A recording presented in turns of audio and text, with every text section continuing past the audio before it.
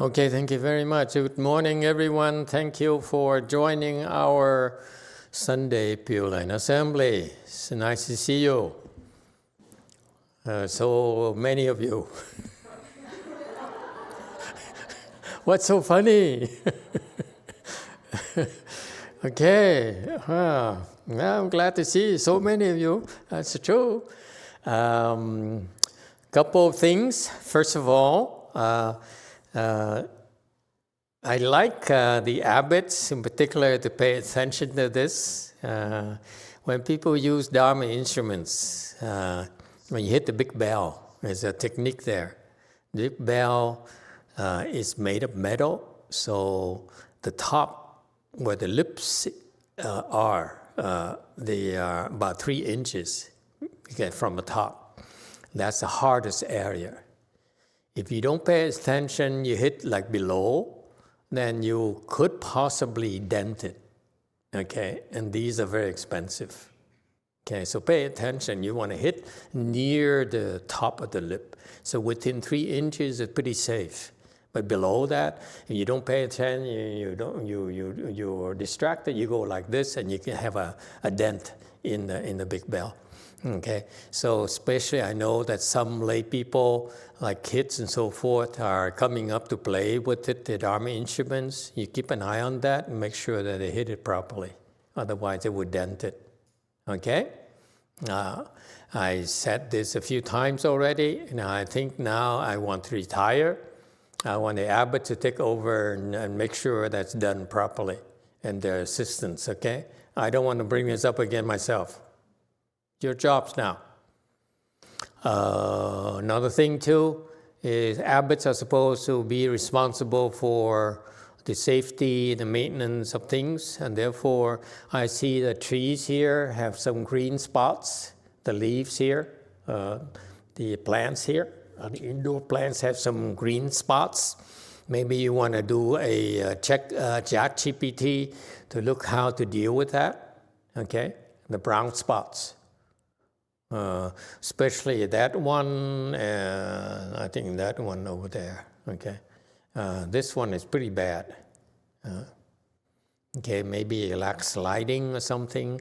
In the office, long time ago, we used to do this as well. We rented live plants, and when there were some brown spots, the people who rented the plants to us would come in and take a pair of scissors and trim the brown spots. I don't know if they still do this. This is like 50 years ago. I know I'm dating myself. Way before most of you are born. Old technology. Okay? So anyway, keep that in mind.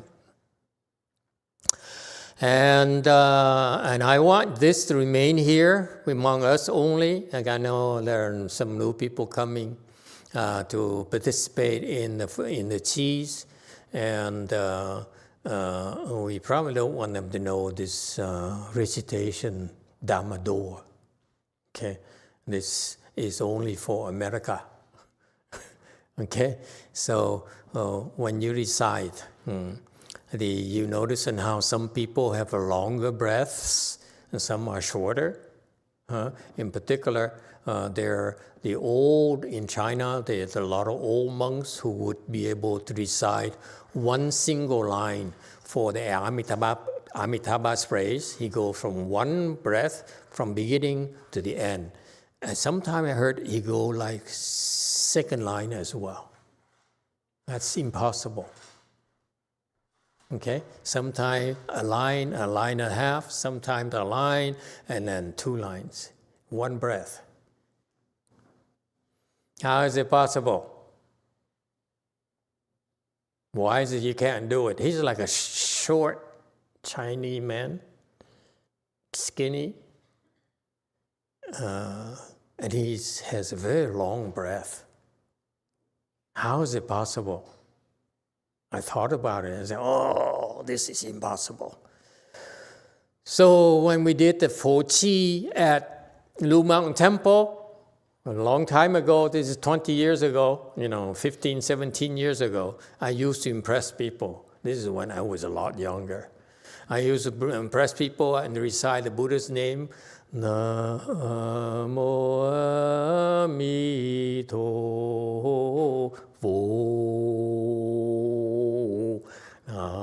Okay, one breath and no one notices. Okay, and when you do that, when you recite that, very long right there, it really helps your concentration. Okay, and so how can you do that? I cannot do one line Amitabha praise in one breath. I haven't tried for a long time. I don't think I can do it now, especially when I get older. Huh? What is it? Why can you have such long breath? It's very important when you do Namo Emitofuo Nam. Okay, so one breath. Okay, when you do that, okay, you at the end of Fo. Okay, you suck it in very fast. Okay, but if you try to impress Fo now, okay, I would do like a few more words. Next slide as well, so that you pace people. You tell people how slow you want to go when you recite. Okay, and until the next Namo, and then you take a breath or something. This is how you control the speed of the recitation. Okay, how you got to do that? You do that by the only key, not thinking. The reason you have short breath is because when you recite it, Namo Ami, oh, that smells good. And that's when you lose your breath. Okay, so this technique here, and don't tell others, only for us today, okay, including for Anna as well. Hello there, young lady. Okay, you, when you recite, no, so you listen to the sound. No,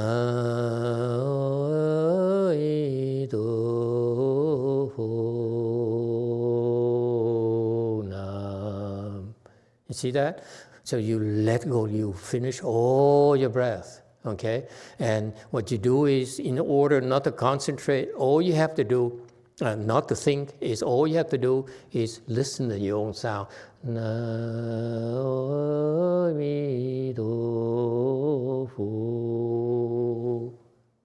See that? Listen to your own sound, that's all it takes. And it will prevent you from thinking, from having false thought. If you have a false thought like this, you lose your breath. Get that? Don't teach anyone else, okay? They will be our secret. And this is how you practice yourself to have longer and longer breath. Eventually you can do 2 lines. Okay? Don't get too excited now, just practice. Ungrateful people. I teach you so much and you really don't appreciate what you're learning. Huh? Okay. Anyone has any questions? People can be reciting and chanting the Buddha's name for so long and still don't know how to recite with a long breath. And when you do that, it actually helps increase the concentration and build up your chi a lot stronger. So actually your body warms up when you do that.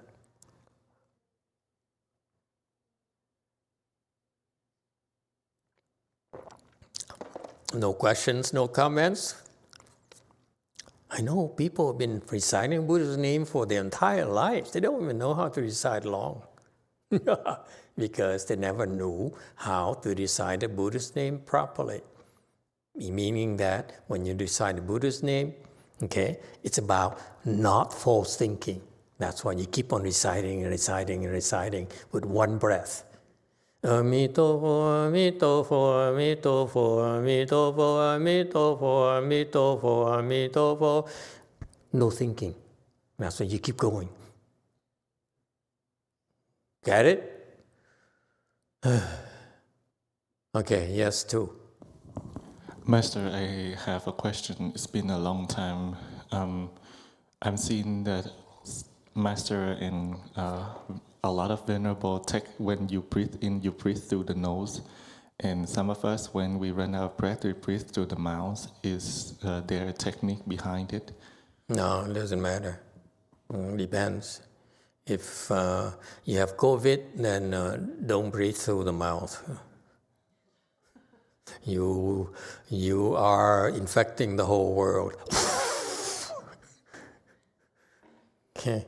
The Japanese they did a simulation how people breathe using a mathematical technique called Levitian, whatever, and then so using supercomputer they're able to simulate how the COVID virus spread during in the height of the COVID infection. The Japanese professor in Japan, they did a simulation of how the breath moves, and that's why they're able to determine scientifically through their simulation using mathematical model that if you put together between two people that barrier right there, let's say in a desk, you have two people sitting facing each other like this, you put a barrier right there, the COVID cannot get to the other person. And that's what saved the world. That's what enabled them to find out that you don't get infected if you simply have the barrier. So that's what banks use, offices use, and so forth. Now you know what saved the world. So if it really doesn't matter if you breathe from mouth or nose, it doesn't matter at all. Okay, just breathe, don't die.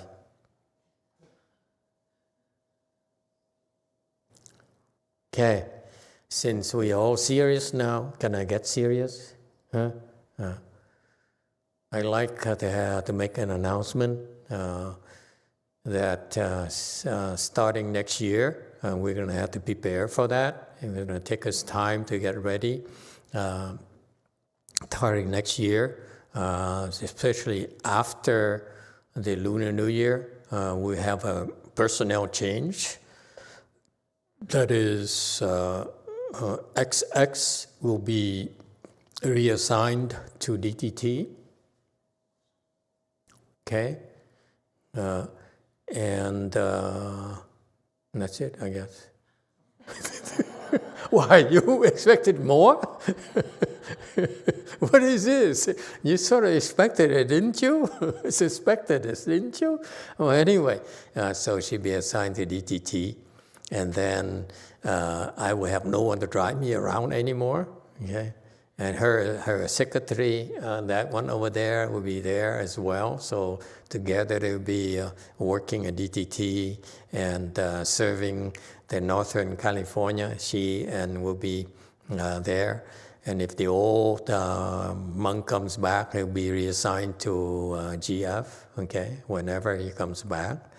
And so we will start developing Northern California. All right?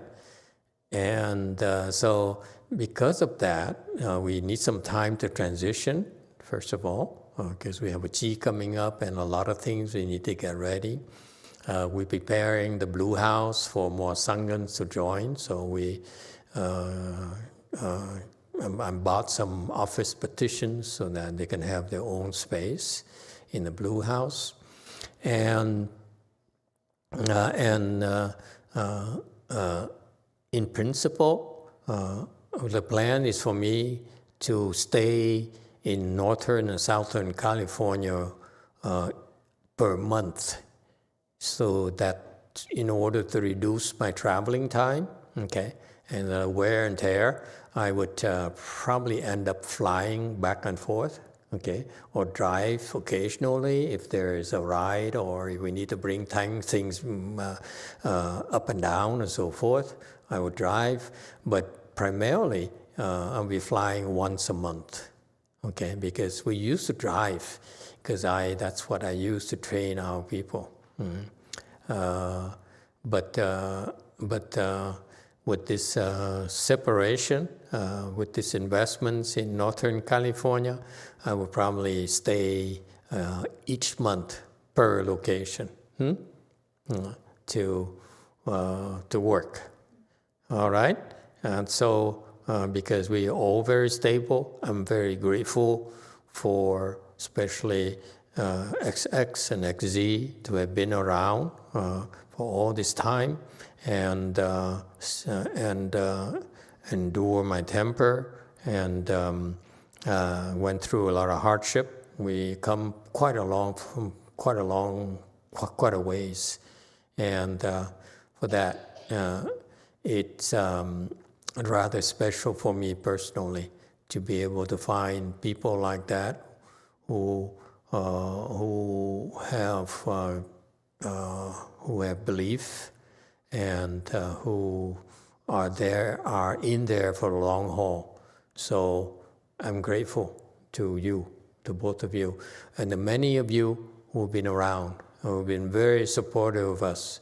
I could have not done this the last 20 years without your support, without your help. For that, I'm very grateful, and thank you. And so there's a lot of things left for us to do.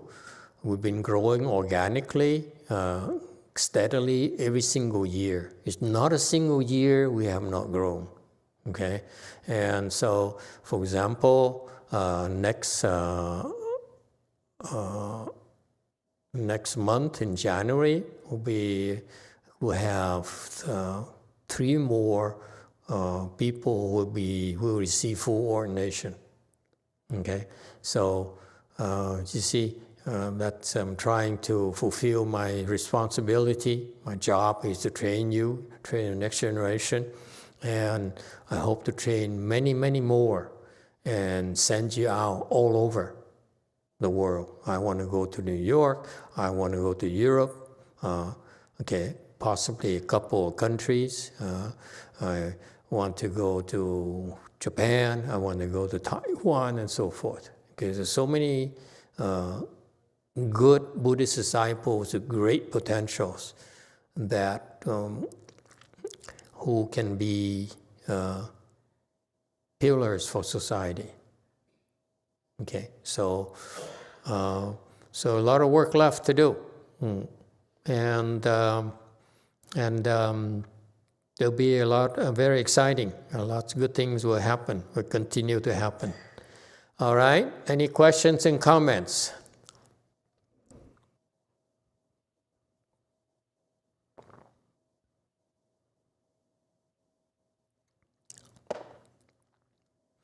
Okay, we can look at each other until time to go to lunch, if you like. Huh?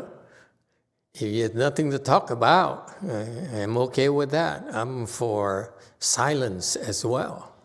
You can do silent Buddha recitation.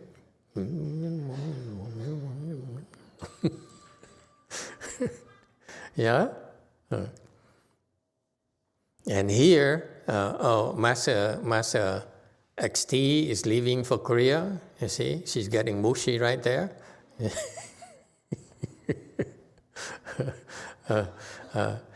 If you have friends, I think they are cooking some sort of feast for Christmas, because I'll be driving up north after next Sunday. So some people have been kind and offered to cook some good food that we can all share. So bring your friends, your family. I kind of live a bit late right now, kind of short notice, but please stick around or bring your friends or invite your family to come and eat with us. Okay? Anything else? Anything important that we need to bring up? Yes, sir. Yeah, Emitofuo, Master. I have a question that I've asked a few times, and everybody kind of has a different opinion on it. When it comes to putting your bare feet on the ground, I know that if you sit on the ground, it will steal your chi. Say if you walk barefoot on the ground, does that have the same effect, or how does that affect the body? Walking barefoot on the ground, like walk here on this wooden floor, or is it walking outside? Outside.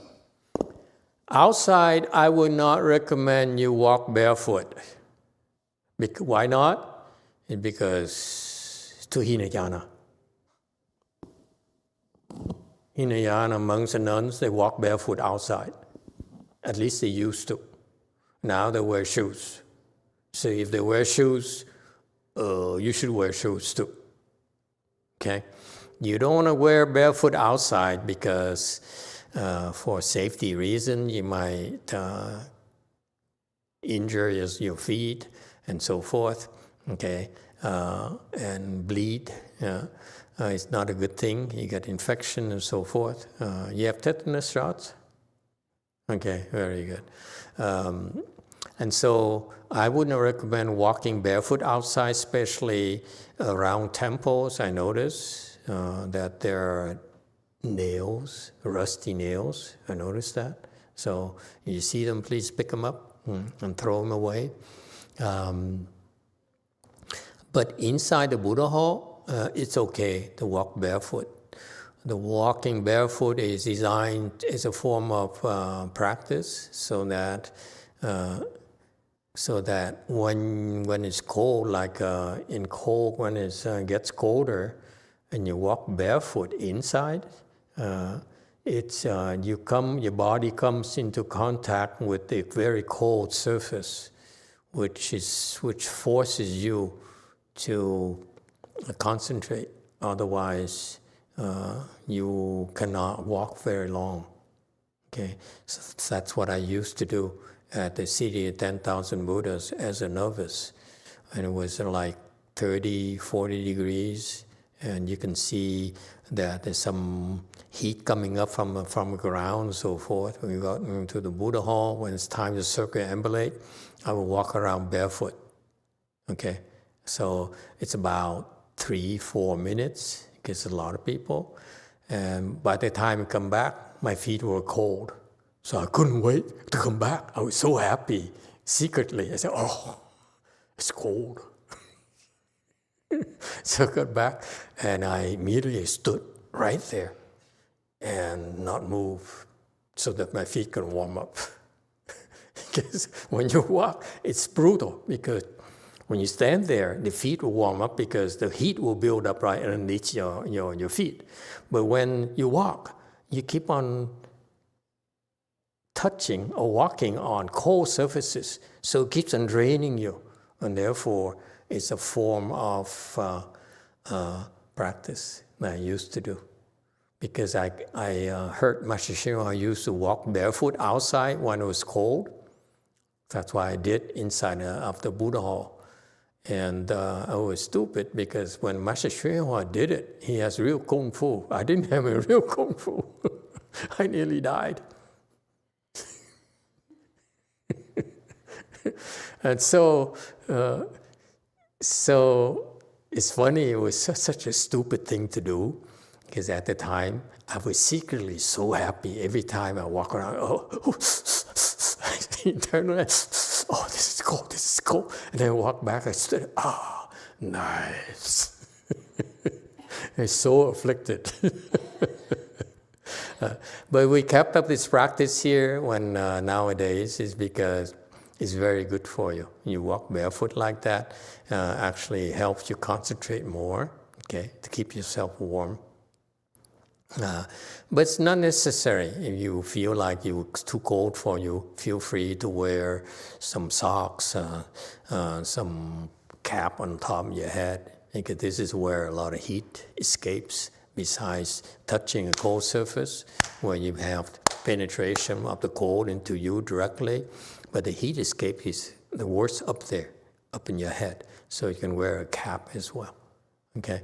So in general, you don't want to walk barefoot outside. It's okay to walk barefoot inside a Buddha hall. All right. Any other questions?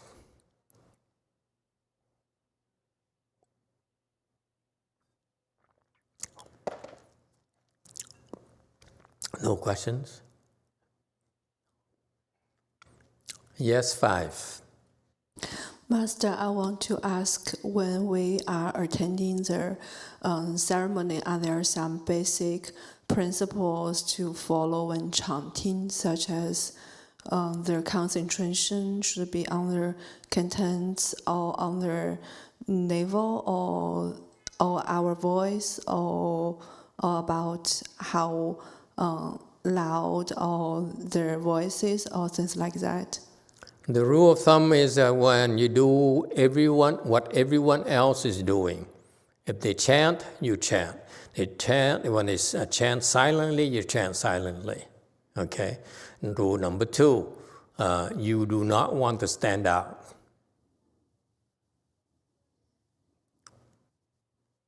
But when people are chanting, you're supposed to chant. You're not supposed to chant silently. So you force yourself to follow the assembly. That's a primary rule. Number 2, you do not want to stand out. Okay, and what's number 3? And it doesn't matter if you can choose whatever way you want to chant. I taught you different techniques. You can use them all. You feel like doing this and doing that to experiment, feel free to do that. So really, there's no fixed rules on how you should chant. Whether you focus on your navel, that works as well, or you focus on hearing your chanting, that works as well. Sometimes people are taught to contemplate Buddha, the Buddhas and so forth, the Buddha's image and so forth. That's okay too. Okay, so you can try different things. Okay, it doesn't matter at all. All right. Anything else? Yes, 8. Master, how safe is to chant in the open? Just reciting the Buddha's name in the open. Which open? Open, like what do you say? Like in the high Sierras or High Sierras? Oh, it's very safe. When you recite the Buddha's name, it's always welcome. Okay, well, 90% of the time.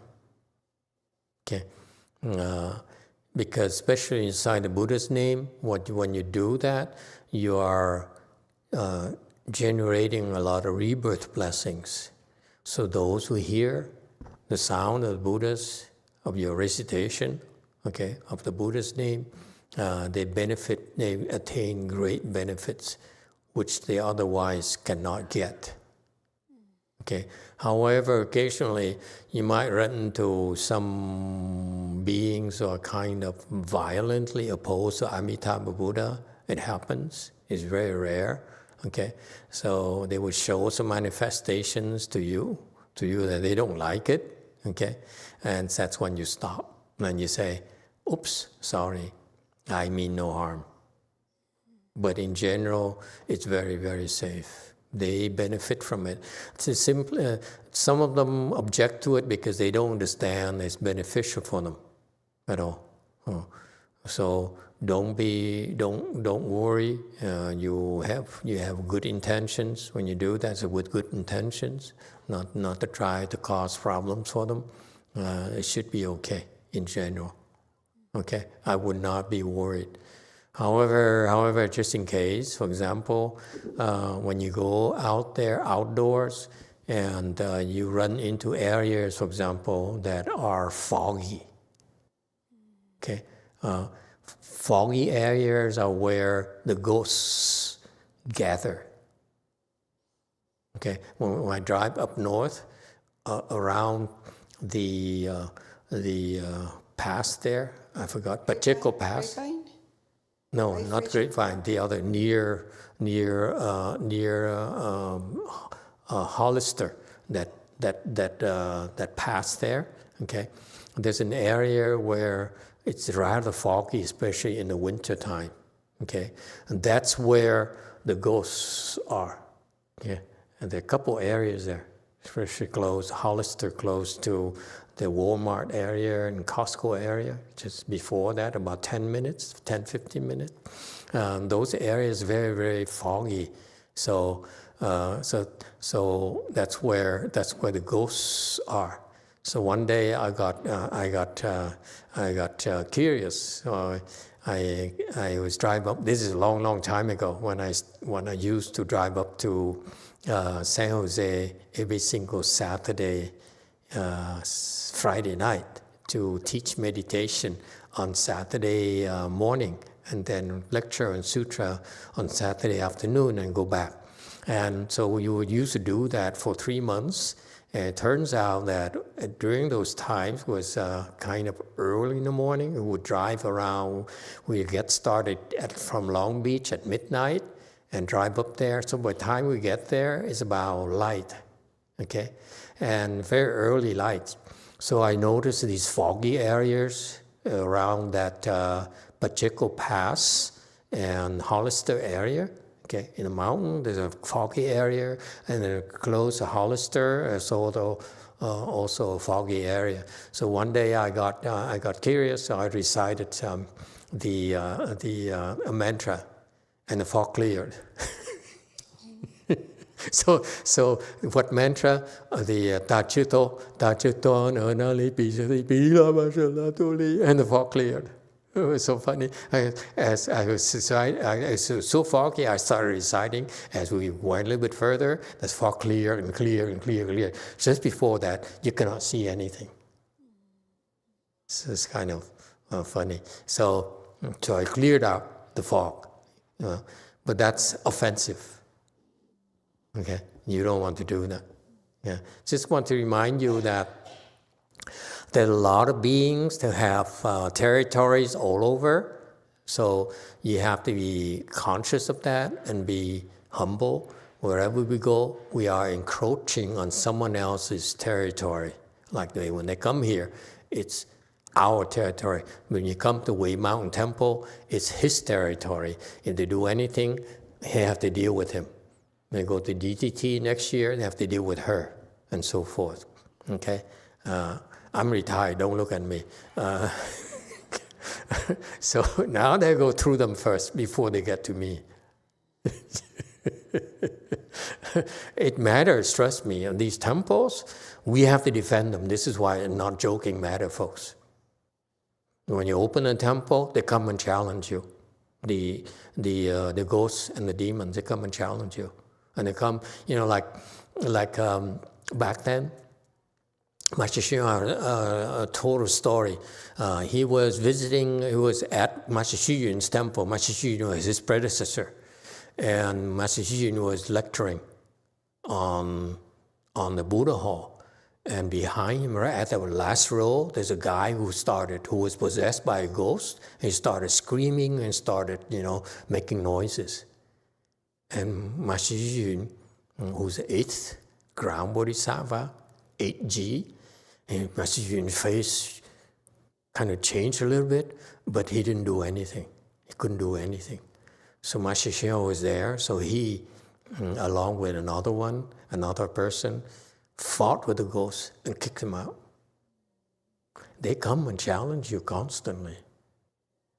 Okay? So they're not afraid of us at all. They come in, and if you cannot kick them out, they will keep on coming back. Okay, so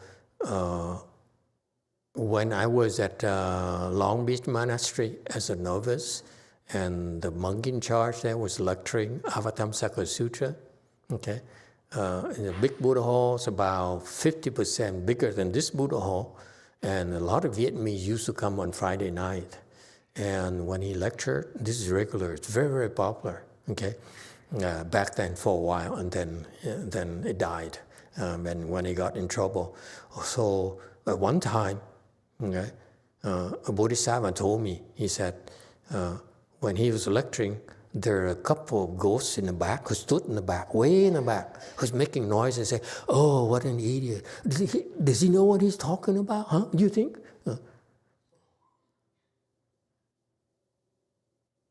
That's how they behave. They walk near our Buddha hall and talk to each other like that as if we don't even exist.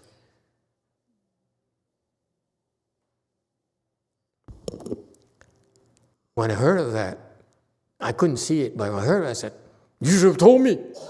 Because if you told me,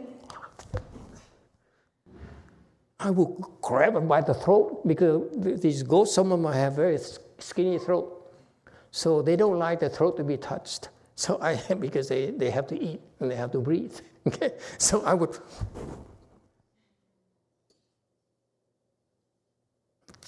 throw them out. Who do you think you are? Huh? This is a Buddha's temple. How dare you? But I don't have a temper anymore. Then I have another question, Master. Yeah, okay, I have another question. So how do you protect your house? Not at the, I mean, you have you have all this power to be able to protect. You have the hands and eyes, right? Don't you? I think I have a bit. You think, well, oh, forget it then. Forget it. If you practice the Dharma, you practice the mantras we transmitted to you, you have protection. But you don't practice, they don't bother. They say, oh, we are assigned to you, but this woman doesn't practice at all. She prays to God with her family. And we're here waiting for her to practice the mantras. So after a while, they got impatient and said, is she going to do it or not? And after a while, I said, she's not going to do it. And they split, and they come back. I say, I'm here for next assignment. Okay? So, do you have problems at home or what? I do have big problems. What kind of problems? I'll discuss them with you privately. Huh? I'll discuss them with you privately. We could. That bad, huh? Yeah. No, discuss with the abbot first. Okay, I'll do that with him. Thank you. But we have sands and stuff. We can help out. Yeah, temporarily. Yeah, okay. 3. Mô Phật Thầy, con xin hỏi Thầy giống như con vậy. Bao nhiêu năm chờ con ở nhà mỗi ngày con cũng niệm Phật, niệm A Di Đà, niệm chú Đại Bi, niệm Dược Sư, niệm đầy đủ hết mà. Như vậy có ảnh hưởng gia đình con không Thầy? Có ảnh hưởng con không? Mô Phật Thầy.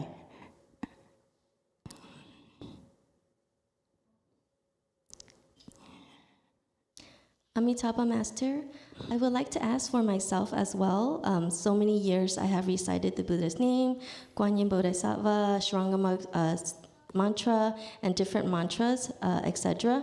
Does that mean that it affects my household and myself as well? Yes. When you recite the Buddha's name, there will come and recite with you. So you're bringing some good energy and some good beings to your house. But if your house has other beings who are invited there by other members of your family, there might be some arm wrestling there. Mô Phật Thầy, con xin hỏi mỗi khi con niệm xong cũng có hồi hướng với các vị mà. Chắc không có gì hả Thầy ha? Let's hope Mô so. Phật Thầy. Hope so, yeah. Are you a good woman? You don't do anything naughty, okay? Then everything will be okay. Không có Mô Phật Thầy. Okay. Cuộc đời của con Don't worry. làm gì con không có sắc sanh, không có gì hết trơn á. Boring woman. No, you recite the Buddha's name is very good for everyone. Because you know what you guys don't appreciate is the fact that most of them do not have a chance to create rebirth blessings. This is highly sought after by everyone in the Saha world. Rebirth blessings to the Amitabha Buddha's Pureland. So when you recite the Buddha's name, it's very helpful for them. The higher your level Kung Fu, the more blessing you're generating, they're also benefiting from you. Okay? So you have good Kung Fu as well, more than ordinary people. You're marrying this woman here, After all these years, his Lung Fu is not bad. And so it's very helpful. Nothing to worry about in general. It's your house anyway, so it's okay. Mô Phật Thầy, cảm ơn Thầy. Okay, all right, very good. Thank you, everyone. Let's have a short break and come back for lunch offering.